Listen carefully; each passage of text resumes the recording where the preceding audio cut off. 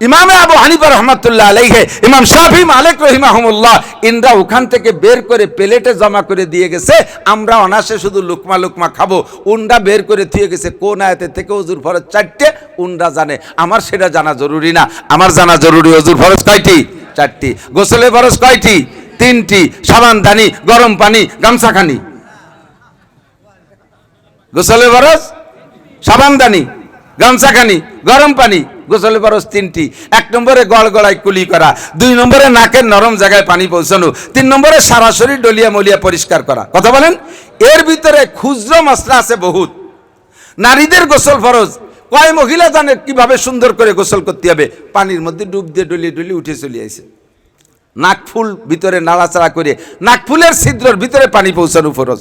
কানের দুলের ভিতরে, কানের দুল জায়গায় আছে, ওর ভিতরে পানি পৌঁছায় নাই, আপনার ফরজ গোসল আদায় হয় নাই, আপনার নামাজ পড়া হারাম, সিজদা দেওয়া হারাম। যাদের দাঁতের ভিতরে ফাঁকা আছে, 2 দাঁতের মাঝখানে ফাঁকা, গোস্ত খাইছেন, মাছ খাইছেন, সুলা খাইছেন, মুড়ি খাইছেন, ওর মধ্যে যে গাদাইয়ে বুঝি টাইট হয়ে রয়েছে, এই ফাঁকা দাঁতালাদের ফরজ গোসল আদায় করার আগে দাঁতরে খিলেল করে ওই ফাঁকারে ক্লিয়ার করে কুলির সময় সেই জায়গা পানি পৌঁছাইতে হবে। জিন্দেগিতে এইরকম মিস করছেন কতজনে, পিছনের দিক চক্ষু বন্ধ করে তাকায় দেখেন। এর নাম হলো তলাবু ইলমিল হাল। এটা প্রত্যেকের উপরে ফরজ। বাথরুমে গেছেন, একটা করে এলোমেলো ভাবেই বলতেছি, যেমন যেটা মনে আসে। বাথরুমে গেছেন, খেয়াল করেন, খুব ইম্পর্টেন্ট। মাঝে মাঝে বিশেষ করে এয়ারপোর্টের বাথরুমে গেলে এটা আমরা অনুভব করি।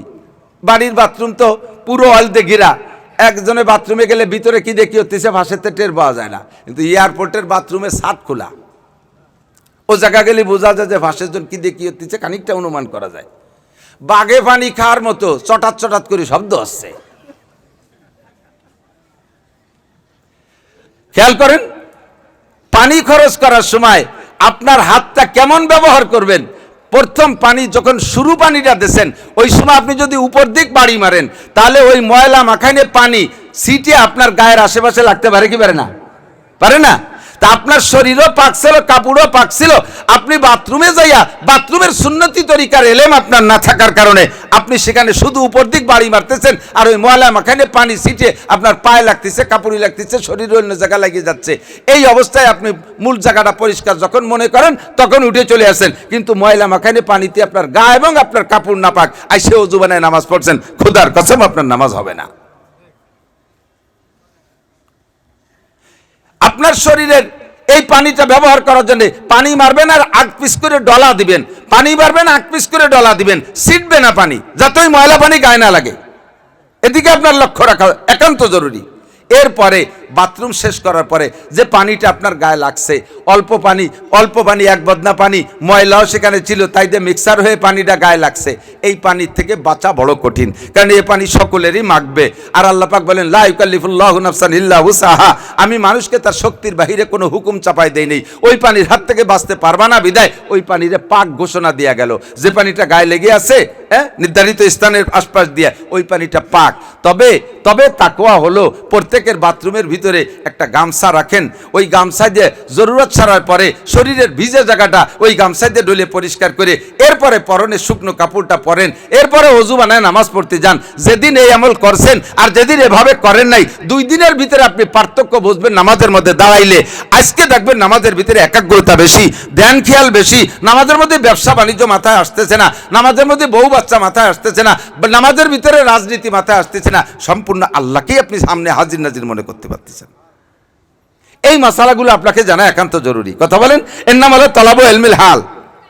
খেয়াল করেন, এবার ওযু বানাইতে গেছেন, আপনি বিরাজ করবেন, ভাই এদিক, আপনার স্বাস্থ্যের জন্য প্রয়োজন, ডাক্তারে বলছে এই পেস্টে দাঁত মাজলে দাঁত ভালো থাকবে, এটা আপনার স্বাস্থ্যসম্মত, করেন, সমস্যা নাই, নিষেধ করি না, এটা দোষও না, এটা চিকিৎসা আপনি নেন। তবে 5 ওয়াক্ত ওযুর সময় যদি কোনো ব্যক্তি মেসওয়াক করে, পকেটে একটু মেসওয়াক রাখবেন। এখনই যদি মেসওয়াকের ইন্টারভিউ নেই, মেসওয়াকের তদন্ত লাগাই, কয় মিয়া পকেটেতে মেসওয়াক দেখাতে পারবেন তা জানি না, তবে প্রত্যেকের পকেটে মেসওয়াক থাকতে হবে। পকেটে না থাকলে সবসময় তো আর নিজের বাড়ির ওযুখানায় ওযু বানাচ্ছেন না, বাহিরে যাচ্ছেন। মেসওয়াক ওযুর সময় যদি মেসওয়াক দিয়ে একটা ডলা মারেন, ডান থেকে বাম দিক দিয়ে 3 বার আপনি ডলা দেন, তাহলে এই ওযুর যে দাম আর এতে নামাজের দাম হবে কত? এই ওযু দিয়ে নামাজ পড়লে 1 ওয়াক্তের বিনিময়ে 70 ওয়াক্ত নামাজের নেকি আল্লাহ তাআলা দান করবে। আমল করেন, ছোট ছোট আমলকে ছোট মনে করতে করতে আস্তে আস্তে ছুটে যায়। বড় আমলরে ভয় পাইয়ে কাছে না জাতি জাতি তা ধরেন না, আর ছোট আমলরে তুচ্ছ করতে করতে ছুটে যায়, তাহলে আপনার কাছে আমল থাকলো কি? এই আমলগুলো করা যাবে, যাবে না ইনশাল্লাহ? এবার নামাজে যখন যাবেন খুব খেয়াল করবেন, এই অনেকে আছে টাকনু শুয়ে কাপড় পরা থাকলে নামাজে গেলে একটু বাজাইয়ে খাটো আরে, এক রেখাত ভর্তি ভর্তি প্যান্ট যদি একটু তেল তেলি হয়, দ্বিতীয় রেখাতে জাতি জাতি আবার গোষ্ঠী গোষ্ঠী তা জায়গায় চলে যায়। এই টাকনু শুয়ে কাপড় পরা এটা শুধু নামাজের সময় হারাম না, এটা 24 ঘন্টা হারাম।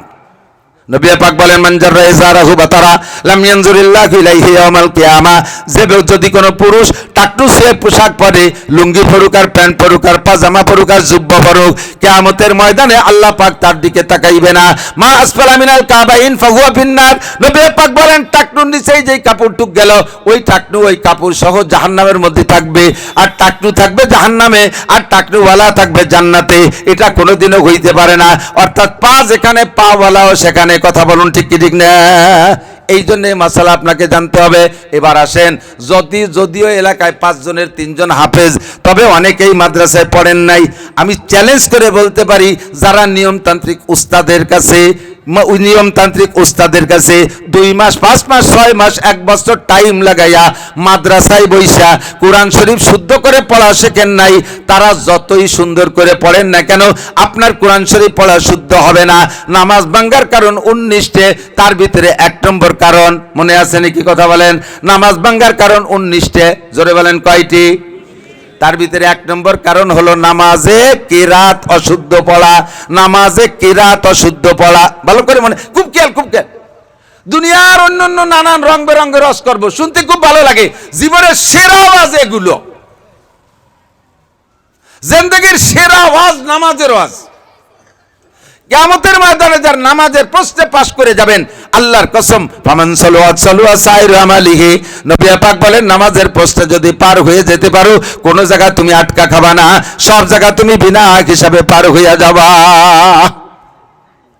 কাজী নামাজের যে কোনো ওয়াজ আসলে খুব ধ্যান খেয়ালের সাথে শুনবো। 95% 5% উদয়পুর এলাকা বিদায়, মোল্লারহাট এলাকা বিদায় 5% হাতে রাখলাম। বাকি 95% পাবলিক যারা মাদ্রাসায় পড়েন নাই, তাদের কিরাত অশুদ্ধ। আর আল্লাহ নবী বলেন, কোরআন হাদিসের দৃষ্টিতে উলামায়ে কেরাম মাসালা বের করেছেন, নামাজ ভাঙ্গার কারণ 19টার ভিতরে 1 নম্বর কারণ কিরাত অশুদ্ধ পড়া। অশুদ্ধ কিরাতে নামাজ পড়লে নামাজ হয় না। কিয়ামতের ময়দানে আপনার নামাজের হিসাব নেবে, দেখবে আপনার আমলনামায় নামাজ নাই। আপনি ঝগড়া লাগায় নেবেন, আল্লাহ আমি নামাজ পড়েছি, তোমার ফেরেশতারা ফাজলিমি রে লেহি নেই। ফেরেশতারা কয় দাঁত ফেলাই দিবারি শয়তান, আমরা ফাজলিমি রে লেহি নেই। আমাকে নাম জানিস? আমাকে নাম কিরামান কাতিবিন, সম্মানিত লেখক। যদি লেখার ভিতরে 2 নম্বরই করি, তাহলে আমাকে নাম থাকতো না, এইটা আমাকে এই টাইটেল থাকতো না। কিরামান কাতিবিন মানে সম্মানিত লেখক। সত্য লেখি বিদায় তো সম্মানী। আর তুই নামাজ পড়বি, আমি লিখবো না? হয়তো পড়ছি না, তাই না পড়ছি, শুনি দাও আমাকে হুজুরির কাছে, ইমাম সাহেবের কাছে শুনি দাও। ইমাম সাহেবের কাছে জিজ্ঞেস করবে, এই খালেক মোল্লা মালেক মোল্লা এরা কি নামাজ কালাম পড়ছে? হ্যাঁ, এরা তো মসজিদে যাত, রেগুলার তো নামাজ পড়ছে। তো যে ফেরেশতারা খাতায় লেখে না, ফেরেশতারা লেখো নাইকা?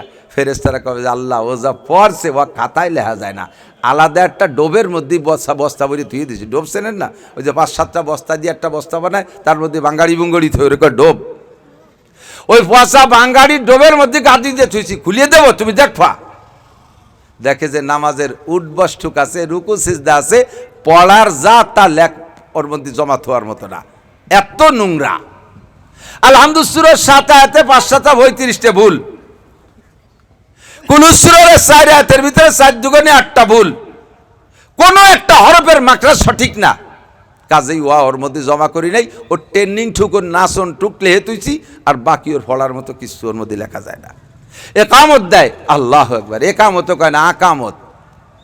একামত রে কয় আকামত। আকামত মানে হলো আকাম করা। শব্দ কি? একামত। বলেন শব্দ কি? একামত। বহুত মুসলিম ইমাম মুয়াজ্জিনকে একামত শুনি, আল্লাহু আকবার। এনারে যদি বলি কাকা আপনার একামতই নেই, কয় যে চুপ করো বেটা, 40 বছর আজান দিয়ে এসেছি, একামতই নেই। যদি না হতো দুটি একটা ফেরত আসতো। আমাকে ওই পাশে ফলসি এক গ্রাম আছে, আমার হুজুর ছিলেন মৌলানা শহীদুল্লাহ সাহেব। উনি বলেন আমরা ছোট সেই সময় আমাকে এলাকায় এই নামাজ কালাম ইমামতি করতে এক মোল্লা, তো আমরা যখন আলেম হয়ে আইছি এবার ওনারে জিজ্ঞেস করছি, কাকা আপনি দিয়ে যে জানাজার নামাজ পড়ান কি দিয়ে পড়ান? কয় যে কুলুস সুরে দিয়ে পড়াই। জানাজা পড়াই কি দিয়ে? কুলুস সুরে দিয়ে। তো উনি কয় জানাজার নামাজ কুলুস সুরে দিয়ে পড়ালে হয় নাকি? কয় যে না হলে তো দুনিয়াটা ফিরিয়ে আসতো। কত মানুষকে জানাজা পড়ালাম কুলুস সুরে দিয়ে, যদি না হতো তো দুনিয়াটা ফিরিয়ে এসে কত আবার পড়াতে হবে। তা আপনার যে ইকামত হয় না এর জন্য ফেরত আসবে না, ধরা খাবেন একদিন। ভুল ইকামত হলা ইকামত দিয়েন না, ভুল আজান হলা আজান দিয়েন না। নামাজের ভিতরে ইমাম সাহেব দিক আমি মাঝে মধ্যে আলেম যারা মৌলানা তারাও এরকম ভুল করে, সামি আল্লাহু লিমান হামিদা, সামি আল্লাহু লিমান হামিদা, কঠিন লাহানে জলি শব্দ হলো সামিআ, সামিআ তারপরে আল্লাহু লিমান হামিদা, শুনেছেন সেই আল্লাহ যার প্রশংসা করা হলো। সেখানে সামি আল্লাহ, সামিয়ার যদি আইন উচ্চারণ না হয় তাহলে লাহানে জলি, এতেও তার নামাজ নষ্ট হয়ে যেতে পারে। আল্লাহু আকবারের জায়গাকে আল্লাহু আকবার, নামাজ বাতিল। আল্লাহু আকবার, নামাজ বাতিল। এই লাহানে জলির কারণে আপনার নামাজ ছুটে যাচ্ছে। জীবন ভরিয়ে নামাজ পড়লেন অথচ শুদ্ধটা করলেন না। ব্যবসা করবেন, এই ব্যবসা লাভ হবে কিনা ওই জাতীয় ব্যবসায়ীর কাছ থেকে সেই ব্যবসাটা শিখে নেন। গের করবেন মাছের গের, এই কোন মাছ চাষ করলে ভালো ফলন হবে, ভালো লাভ হবে, মৎস্যজীবীদের কাছে শুনিয়ে আসেন, সেখানে যে পড়ে আসেন। আপনি যে কাজ করতে যান সেই কাজ জাননেওয়ালার কাছে জিজ্ঞেস করেন। নামাজ